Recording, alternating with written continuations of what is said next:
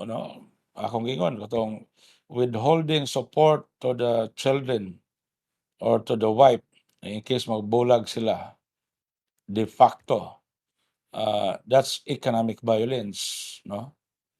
Um, Gakulatahon ang bana ang asawa, that's physical violence. Verbal abuse against sa asawa, that's psychological violence.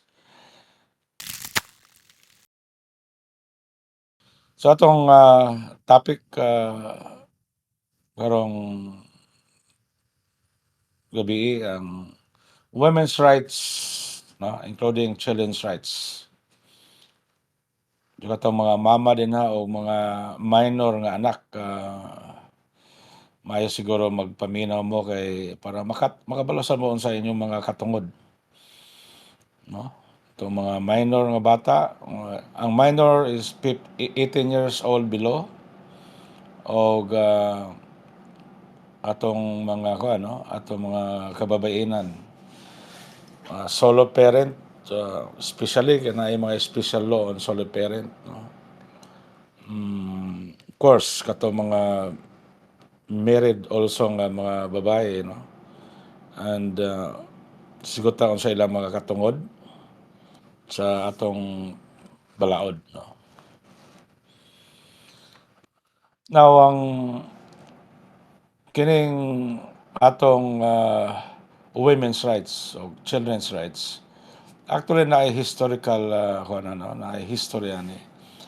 Kay kung makuan nimo sa Biblia, naaman din ha ang tong ilang giingon nga si Eva kuno gibunlot sa gusok, no, sa gusok ni Adan, no. Ano, so from the very start, no, sa atong Biblia, medyo nahimong second citizen ang mga babae.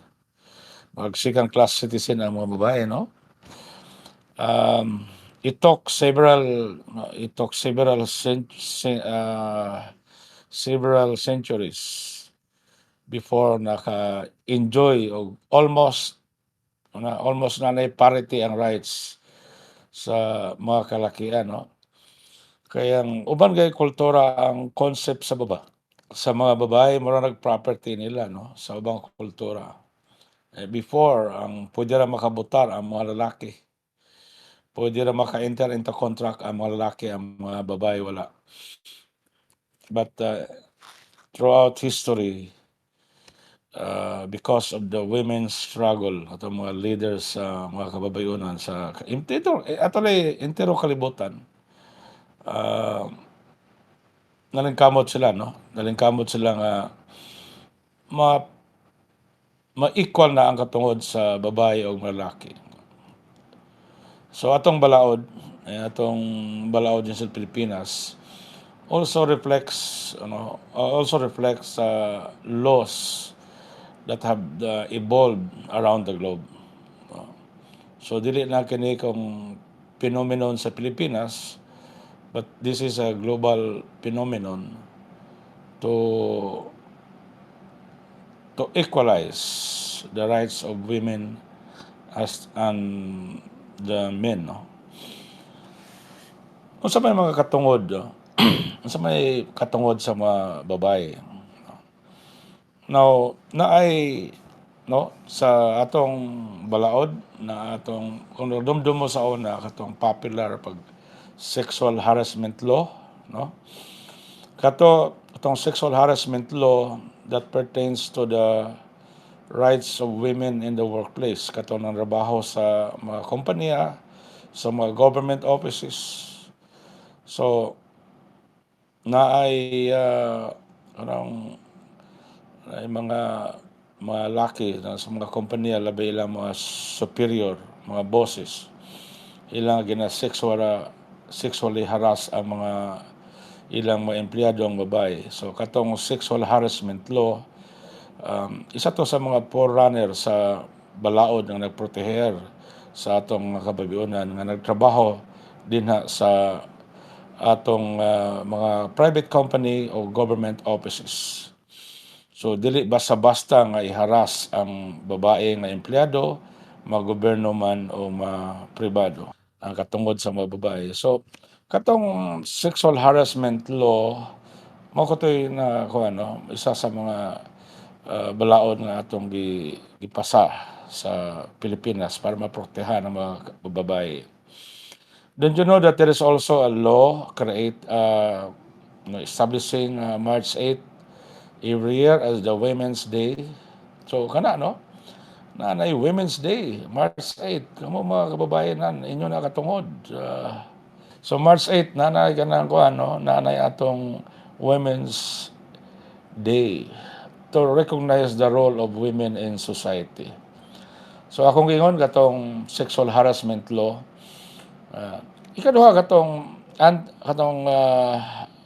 giamendar nato ang rape law sa Pilipinas 'no. Kaya under sa republic, sa atong Code Penal, sa atong Penal Code, ang definition sa rape sa una, medyo kuan 'no, medyo, limitado ra kay nakabutang dito na dapat na gyud kuan 'no, nay paghilawas between buhaton sa laki ngadto sa babae by violence or intimidation.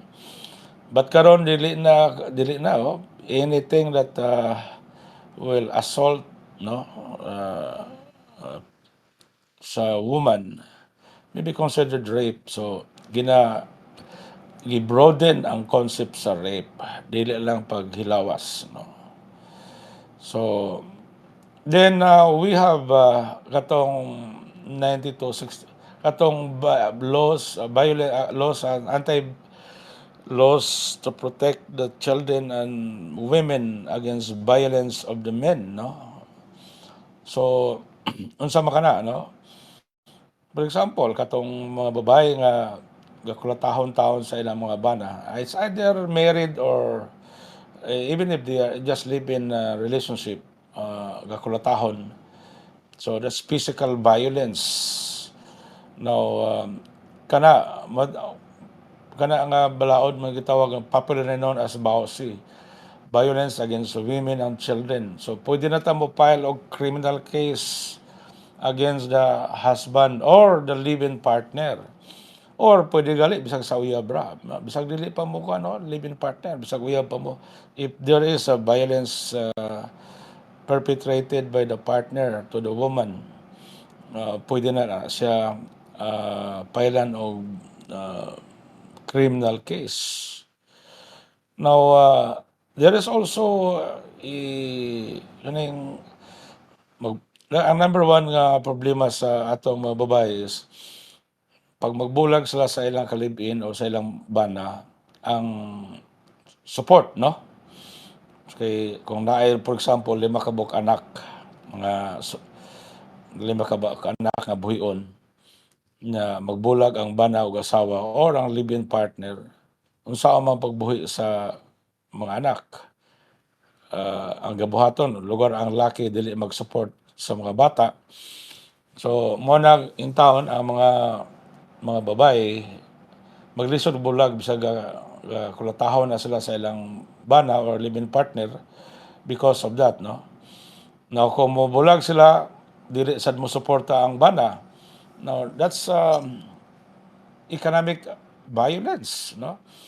To withhold support to the family, that would be economic violence. Kung capable ang laki pag-support, of course, no? Siyempre, kung ang laki wa nay trabaho kay na-paralyze, dili ta mag-expect og support ana, kay di man sa ka-support, suportahan pa magali itong laki. But, if the man withhold support to his children or the family, he is liable. He can be liable for violation against, violence against women and children. So that's a criminal offense. Now, na isa psychological violence na mabuhat, no? Okay, there are forms of violence, economic, physical, kana pagdagmal mismo, or verbal abuse, no? Dili ka dagmalan pero grabe ang torture mentally sa imo.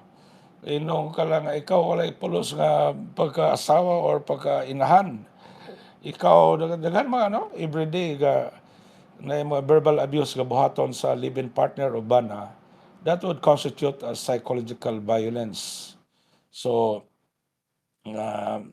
pwede pailang gihapon ang bana or live-in partner for violation of the law against violence against women and children. No? So, medyo may pangutana karon. Suppose ang namay sa sitwasyon na ang bahay ang pangulata, no? To tell you frankly, na usa ka client na ako sa una, no? File sa annulment. Ano mo file mag-annulment? Ang laki mag-file, no? Grabe attorney, ang akong asawa pag-abunalan ko sa bisag unsay mga ibunal sa iya. Wa ko motuo, no? Pero gipakita gyud niya gikuan niya, gihubo niya ang iyang sinina, gipakita niya akong iyang likod. Sus, ang iyang asawa gabunalan siya, no? Pero nabay kuan na, nabay kaso against the women. Katong asawa na nagkulata, of course, pwede o kuan, no? Physical injuries. But this violence against women and children na balaod, this is to protect, no? To protect the women and children, mga asawa o mga anak against the violence perpetrated by the father or the husband, no? Nganong ingon sa nganong dili man ta magbuhat pod og violence against father and children. Well, ang recognition din na in our culture, in our society, there is disparity. Walay parity ang laki o bayi. So, to those who are blessed in life, we give them the protection of the law. So, ang pasabutan na nga, kay dihado man sa atong komunidad o sosyedad ang babae, that's why we see to it that we provide them enough laws to protect them from the menace of their husband or live-in partner. So, muna ka na reason. I know pangutana ato na nga wala may violence against father and children, men and children. Precisely because we recognize that the men are able to protect themselves as compared to the women.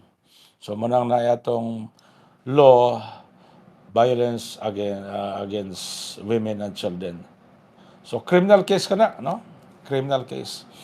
Don't you know that nanay gali gitawag nga ko ano ng battered women syndrome?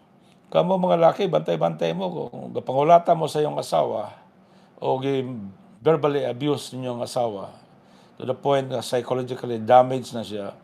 There is what you call battered women syndrome. Simba ko og moabot sa hunahuna sa itong babae, live-in partner ng babae o asawa, na tulog ka, ikaw laki tulog ka, na dunggabong ka sa imong asawa or live-in partner, it's possible nga dili makonvict ang babae because of this battered women syndrome. Gitan-aw sa psychologist nga tungod sa history sa pangulata, sa verbal abuse nga ginabuhat sa bana or live-in partner ngadto sa iyang live-in partner nga babae o asawa, mao kana ang mental state sa babae nakatulod kaniya nga modunggab ngadto sa iyang live-in partner nga laki or sa iyang bana. So posible nga dili maprueba nga naay battered women syndrome nga gibati sa babae, posible nga dili makonvict ang babae bisang nadunggab niya yang bana or live-in partner. So careful, no? Now, nato sa workplace, natong nasigutan ganina ang violence against women and children. Sexual harassment in the workplace, private man or government. Now, sa Magna Carta of Women's Rights, no, imagine na ilang violence against women and children, na sexual harassment law, giamendar pa ang rape law para lang mabroaden ang concept sa rape. naa na pa itong Magna Carta of Women's Rights. Magna Carta of Women's Rights, example din na ang kuwan 'no, ang maternity leave karon is 105 days. 105 days ang maternity leave. So, mga employer, utong-utong na lang sa ata kay mao man ay balaod nga kung sa una ang maternity leave 60 days naman, karon 105 days with pay. So, that is in recognition that the women have to take care of their children. Ilang bago gipanganak, so 105 days with pay. And then, puwede ba ang mga bago nanganak 'no, ilang maternity leave, puwede pa mo-extend og another 30 days without pay, 'no? So, 105 days with pay, then 30 days without, pay mo-extend 'no?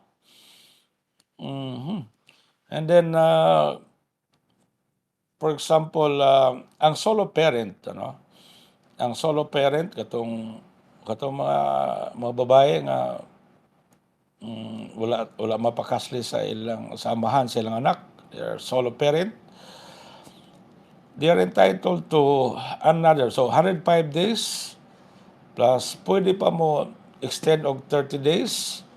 Kung solo parent ka, puwede pa ka mo-extend og 15 days. So, pila man na, 105 plus 30, so 135 days plus 15 days, 150 days. Wow! So, inga na ang, pagproteher sa atong mga kababaihanan 'no, tagaan sila mga, proteksyon 'no. Now, kining kuwan 'no, kining, atong mga babae nga mag-leave, so dili na i-grant 'no. Bisag mo object pa ka dinha, dili na pwede kay katungod man na gi-grant sa, atong balaod ngadto kanila. Now maadto kita sa kuwan 'no, maadto kita sa mga, mga bata 'no.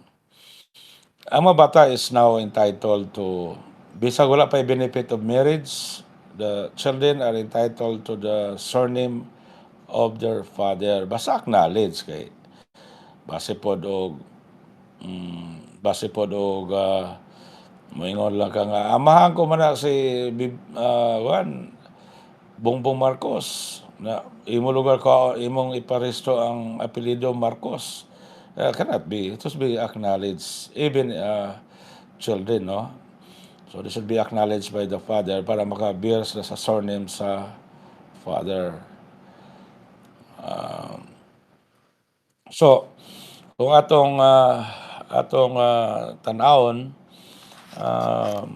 kining atong balaod sa pabor sa atong mga kababaihanan, this is a historical, event 'no. Kay kung akong balikon sa unang panahon, walay gyud dili pareha ang katungod sa mga babae o lalaki. There was a time nga dili pwede maka-vote ang mga babae sa eleksyon 'no. Now, tungod niani, tungod sa disparity between the men and women, mao tong gihatag kana nga balaod sa, pag-protect sa mga babae. Nagkahisugot kita og maternity leave 'no, kung mag-leave lugar ang babae, kung wala sa mga anak 'no, nakuhaan 'no. So, wala sa mga nakuhaan siya, wala siya ano, dili man siya entitled sa maternity leave, but he is entitled to 60 days with pay. Kung mga nakuhaan lugar siya, so dili 105 days but she is entitled to, 60 days with leave, with pay 'no.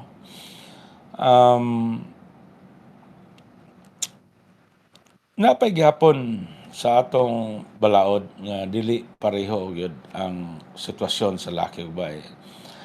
Kini sa case sa adultery 'no, ang adultery, Sa adultery, one sexual infidelity can be the basis to file adultery case against the wife, no? Pero on the part sa husband, wala may it's concubinage.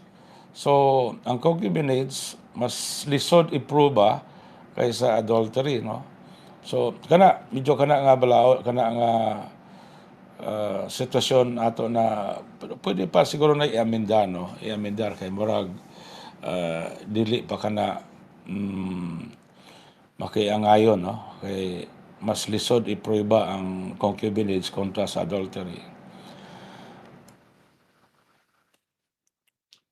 Is the woman obligated to carry the surname of the father, of the husband?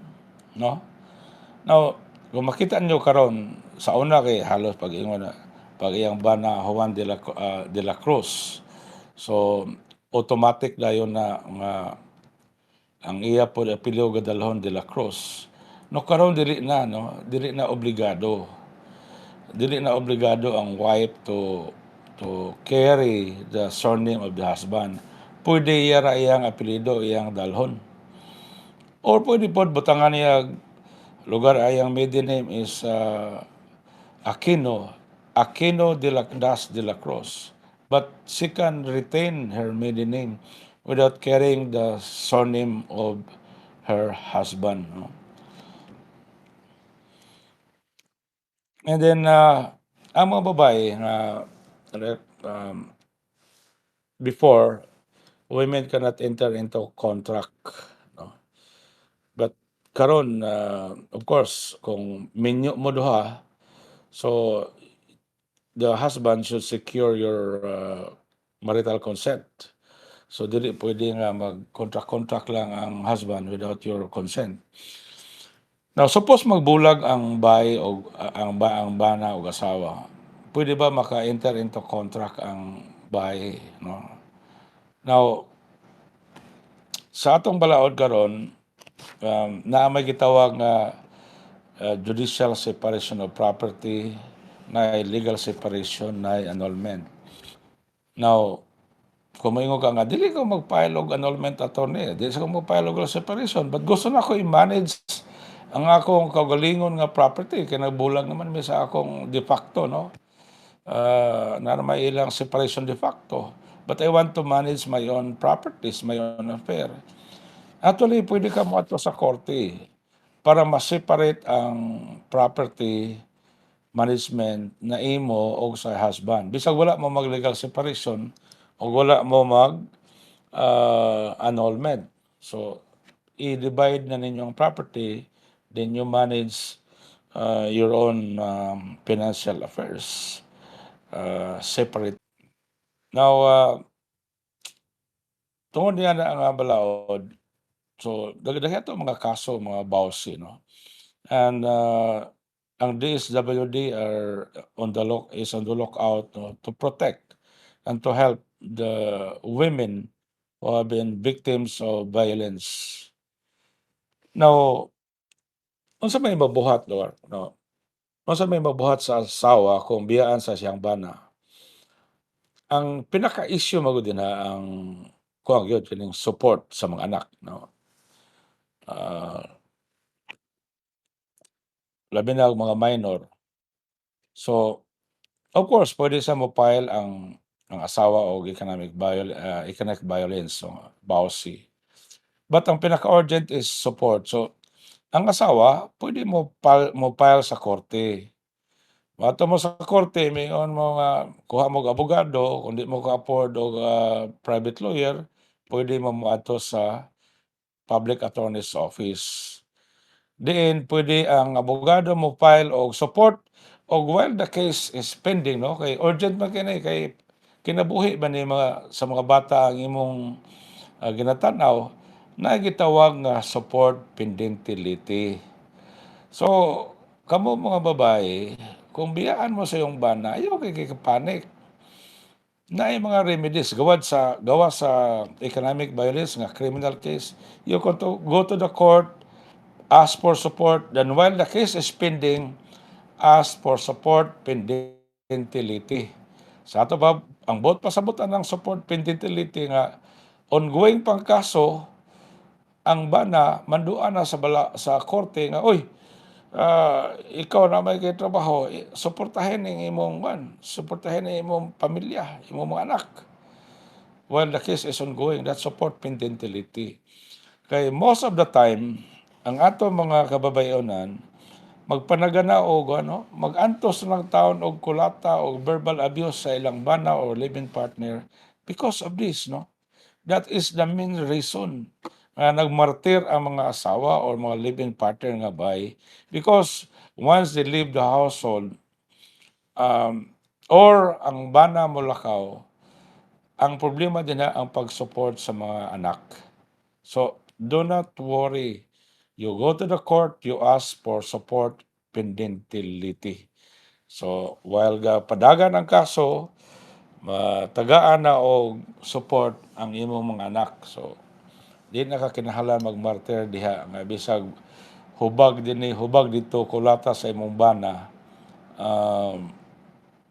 muantos na lang ka kay walay makaon imong mga anak. No, that is not anymore. No, pwede na ka mo ask for support pendentility. Now, kung grabe ginong violence, you go to the DSWD, no? Atong DSWD na even sa police na yung mga women's desk na karon, no? Moadto ka sa mga police precinct na yung women's desk to precisely to answer this problem, no? Kay na may mga atong babae po na, "Uy, maulaw mo kumadto sa presinto kay moingon ug ko nga gikulata ko sa akong bana, no? O yung living partner." But now, ato mga police station na women's desk. So, para komportable ka, no?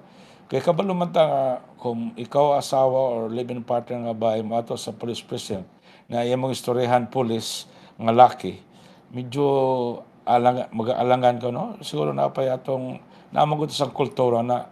But you go there na ay well-trained nga mga police women nga mo assist sa imo kay gikulata ka sa imong bana or imong bana na suportahin mo mga gagmay mga anak, no? Wala na mapalit nga gatas na ay mga gitrain na sila kanay mga women's day sa police station. These are mostly run by the women. Or you go to the uh, social social DSWD, no? Department of Social Welfare and Services. So, na itong kadangpan. So, akong i-recap, no? Naipangutana ngano man nga daghang may balaod pabor sa mga babae karon. It's not inequality to the men, no?